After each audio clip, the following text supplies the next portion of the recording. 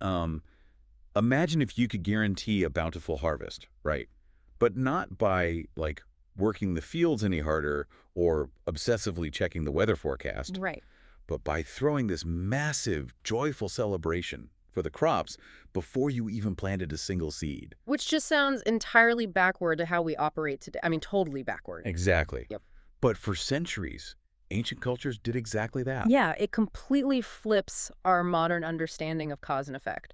We're so conditioned to wait for the result before we celebrate. Like you get the promotion and then you pop the champagne. Oh, totally. The champagne is the reward. Right. But historically, that celebration wasn't the result of the harvest. It was the catalyst for it. And that profound shift in thinking is really the core of our deep dive today. So welcome in, everyone. We are continuing our daily exploration through Rhonda Byrne's book, The Magic, and today we're focusing specifically on Chapter 13. Yes. Which carries a rather ambitious title, I have to say. Make all your wishes come true. Very ambitious. There's this quote by the late minister and author Norman Vincent Peale that opens this section, Yeah. and it just perfectly sets the stage for where we are heading. He said, imagination is the true magic carpet. I love that. That image of the magic carpet is so deliberate, you know? Because the magic carpet doesn't just sit there looking pretty in your living room. Right, it's not a rug. Exactly. It's a vehicle. It's designed to transport you completely out of your current mundane reality and into a totally different location. And your imagination works the exact same way, provided you actually know how to fly the thing. Which is what we're learning today. Yeah. Because up until this point in the journey, if you've been following along with us, you have been doing a lot of structural groundwork. Heavy lifting. Yeah. You've been building this incredibly solid foundation of gratitude. Yeah. But the focus has been entirely retrospective or, present tense. You've been giving thanks for the meal you just ate, the health you currently enjoy, or the relationships that are already sitting there in your life. Which is necessary, by the way. You have to build that muscle of appreciation first. You basically have to tune your brain to recognize abundance before you can start directing that energy forward. But today is the pivot. This is where we take all that built-up momentum, all that concentrated gratitude, Right. and we point it directly at your future dreams and desires. We're shifting gears. Yeah, going from thank you for what I have to thank you for what I desperately want. And to do that, we have to embrace that ancient counterintuitive concept we mentioned at the very top, giving thanks before the fact. And to really understand the mechanics of this, it helps to look at the historical context the source material provides. Because the practice of advanced gratitude, it's nearly universal across completely disconnected ancient geographies. Right. Take the ancient Egyptians. Since antiquity, they have celebrated the flooding of the Nile River. Oh, right. But they didn't wait for the water levels to rise to start the festival. They celebrated the flooding to ensure the continual flow of the water. Their gratitude was like a proactive tool. They were essentially paying for the water in advance with gratitude. Exactly. And it wasn't just the Egyptians either. You see this with American Indians and Australian Aborigines performing these intricate rain dances long before a single cloud even appeared in the sky. Right, or various African tribes holding elaborate, joyous ceremonies to give thanks for their food before the hunting party ever even left the village. It's wild. It reveals something fundamental about the nature of belief and prayer across nearly every culture. It does. And there is a specific scripture reference highlighted in our material today that kind of encapsulates the underlying rule governing all of this. It reads, "Whoever has gratitude now will be given more in the future, and he or she will have an abundance." Wow. And the operative, really the load-bearing word in that sentence is now. Now. So the gratitude has to exist in the present moment for the future abundance to materialize. Yes. And the material roots this heavily in the law of attraction, right? Which fundamentally operates on the principle that like attracts like. Yeah, so if you want to attract a specific desire, you can't just idly sit around wanting it. Because wanting implies lack. Oh, that makes sense. Right. If you are sitting there thinking, I really want a new house, your current feeling state is literally, I don't have a house. You're broadcasting the absence of the house. Exactly. And the law of attraction simply responds to that feeling of lack with more lack. So to actually attract the desire, you must first form a vivid likeness or image of it in your mind, and then, and this is crucial, you have to physically and emotionally feel the exact way you would feel if you already possessed it. And the absolute easiest way to manufacture that future feeling state in the present moment is through gratitude. by being overwhelmingly grateful for the thing before it arrives. Precisely. Now, I noticed the source material brought up gravity as an analogy for this, and it asks us to treat this universal law the same way. Like, you don't walk outside and constantly try to figure out the physics of how gravity is going to keep your feet on the pavement.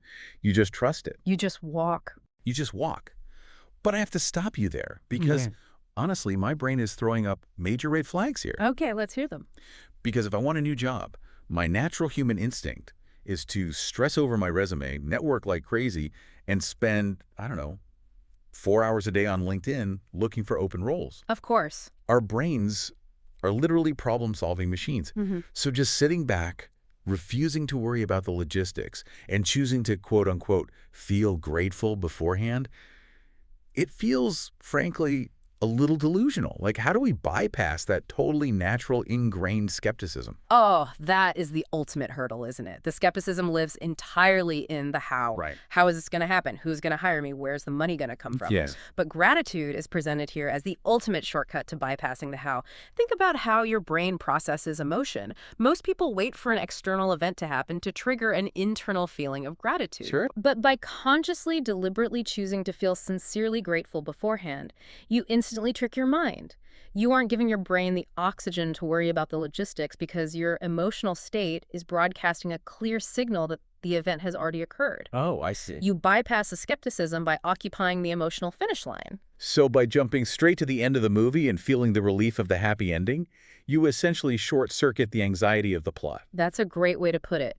You fulfill your part of the equation. You form the image, you generate the feeling of having received it, and you leave the mechanical logistics, the how, to the larger forces at play. Okay, bridging that gap between theory and practice is where this gets really actionable today, because just deciding to trust the process is still pretty abstract. It is. So the material provides a very rigid, almost mathematical framework to follow to build this advanced gratitude. If you are listening and want to try this, you need a target. Step 1 asks you to pick 10 things you deeply desire. And these shouldn't just be vague notions either. They can span any category of your life: health, money, relationships, career, a physical object. But the key is crystalline clarity. You need to know exactly what you're asking for. Right. Treat it as though you are submitting a highly specific purchase order to the universe. I love that. A purchase order. So you sit down with a journal or at your computer and you write out this list of 10 desires. But the phrasing is critical here. You must write them out as if the delivery has already happened. Yes, past or present tense. Right. And you have to use a very specific template. Every single desire on the list must start with thank you, thank you, thank you for, and then you fill in the blank with your desire. It is non-negotiable. It has to open with those 3 expressions of thanks. Let me give you all a few examples in the text so you can hear the exact cadence of this formula.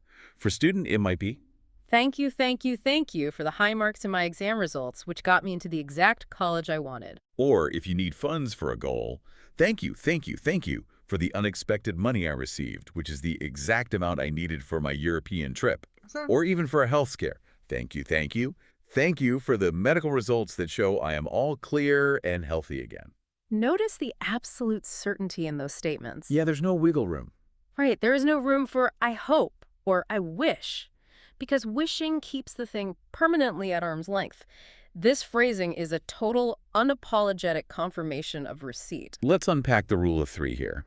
Because writing thank you 3 times in a row could easily just feel like a repetitive chant. But I was thinking about this, and it feels a bit like a combination lock. Oh, how so? Well, saying 1 thank you is just being polite. Saying 2 thank yous is maybe adding some heavy emphasis. But that 3rd thank you is the actual mechanical turn that clicks the lock open. It's the trigger that creates something new. That combination lock analogy is spot on, because it actually touches on the underlying mechanics described in the material. Oh, really? Yeah, the text refers to saying thank you 3 times as a magic formula derived directly from the math of creation. 3 is actually positioned as the mathematical number required for any new creation in the universe. Okay, Walk us through that math. How does the number 3 literally create something? So the material uses the biological creation of life to illustrate this. It takes one male and one female to create a baby. Right. The male and the female alone are just two separate entities, but when they combine to create the baby, the total becomes three: male, female, baby. That tripartite structure is what completes the new creation. Oh, wow. And the argument here is that this exact same rule of three applies to the creation of everything, including the manifestation of your personal desires. So it's framing gratitude not as some soft poetic sentiment, but as a hard mathematical law of nature. You need your desire, you need your gratitude, and that third thank you binds them together to birth the actual manifestation into reality. Exactly. It grounds the sort of esoteric concept of manifestation in a structural reality. You are building a container for the desire to land in.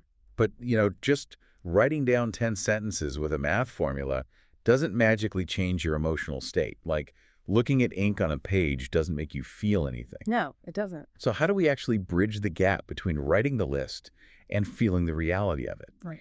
And that brings us to step 2, which the material calls saturating your desires. Saturation, which implies that you can't leave any dry spots. The words on the page are the skeletal framework. Now you have to put meat on the bones. So you are instructed to spend at least 1 solid minute per desire. You can do this right after writing the list or space it out during your day, whatever works. But you spend that minute using your imagination to answer 3 very intense, specific questions. And you're operating entirely under the assumption that the desire is already yours. And these 3 questions are the engine that drives this entire practice. They absolutely force your brain out of passive observation and into active participation. Let's look at them. Question 1. What emotions did you feel when you received your desire? Good. Question 2. Who was the first person you told when you received your desire, and how exactly did you tell them? That's a big one. Yeah. And question 3. What is the first great thing you did when you received your desire? And you have to include as much sensory detail as you possibly can. Finally, you reread the sentence and emphasize the magic words to maximize the feeling. This is where we really need to talk about the psychology of visualization, because why do these specific questions matter so much? Well, I was thinking about the difference between a vague concept and a concrete memory. If I just say, I want a dream home, I don't know, it's a poster on a wall, it's flat. Right, it's detached. Exactly. But if I have to sit there, close my eyes, and picture myself picking up my phone, I dial my dad's number, I can hear it ringing, I hear his voice answer, and I have to physically describe to him the way the late afternoon sunlight is hitting the oak hardwood floors in my new living room. Wow. Yeah, I have to hear myself telling him, Dad, we got the keys.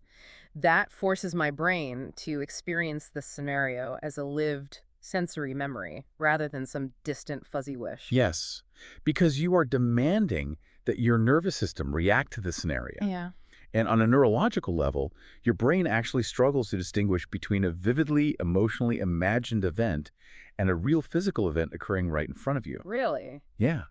When you imagine calling your dad and hearing his excitement, your heart rate elevates, your breathing changes, the physiological responses of joy, relief, and elation are genuinely happening in your body in that exact moment. That's incredible. So you aren't just watching the trailer for the movie of your life. You are stepping onto the set and living in the scene. That's it exactly. Yeah. And by demanding the specifics, like who did you tell, what was your very first action, you are effectively saturating your subconscious. You are Yeah. flooding your system with the reality of the desire, which perfectly satisfies the law of attraction's demand that your current feeling state must match your desired future. But let's be real for a second.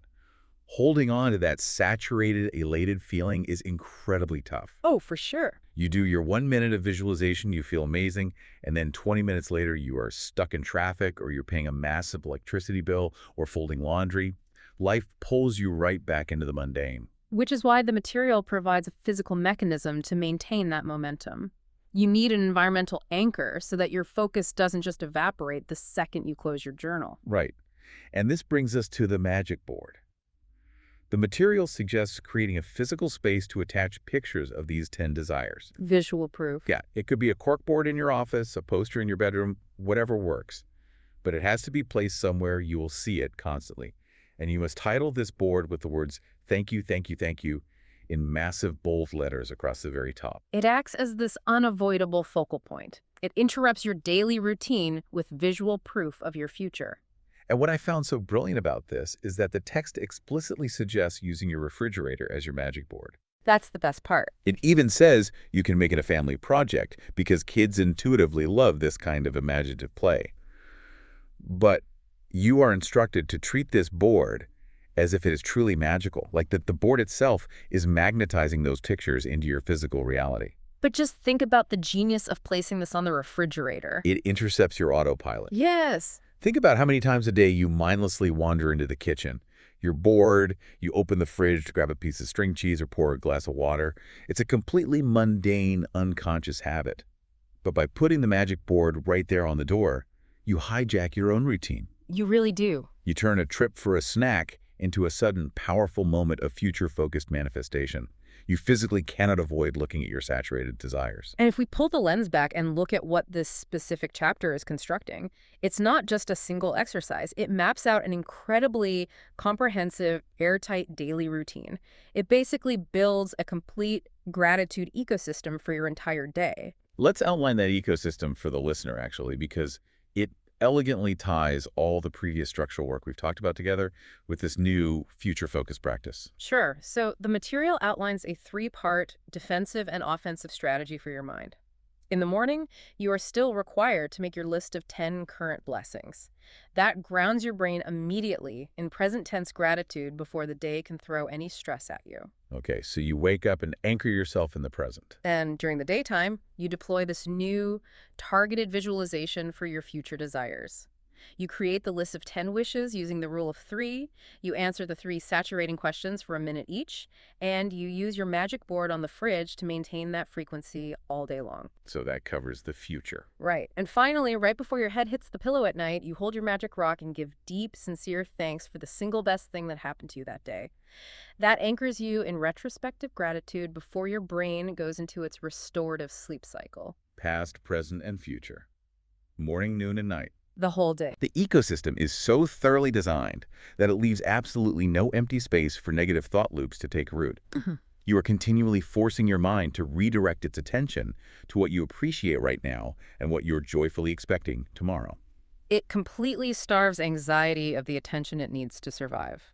So when we put all these pieces together, what does this ultimately mean for you listening? The core takeaway of Chapter 13 is a radical redefinition of what gratitude actually is. Absolutely. It demands that you stop viewing gratitude merely as a polite, reactive response to something nice that happened in the past. Instead, it positions gratitude as an active, mathematical, and highly creative force for shaping your future.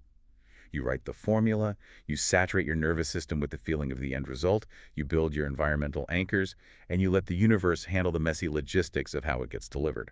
You are claiming the emotional reality of your desire before the physical reality has a chance to catch up. Which leads me to a final thought. Something that's been rattling around in my head since digging into this material, and something I want you to really mull over today. Let's hear it.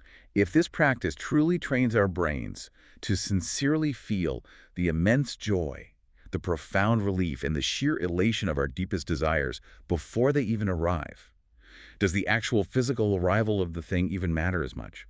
Or, by mastering advanced gratitude and feeling that joy today, have we already unlocked the exact happiness we were chasing all along? Wow. That is the ultimate paradigm shift. It suggests that the real magic isn't just in acquiring the things you want, but in transforming into the person who already feels complete. A profound place to leave it. Something to keep in mind as you build your lists, answer those saturating questions, and plaster your refrigerator with your biggest dreams.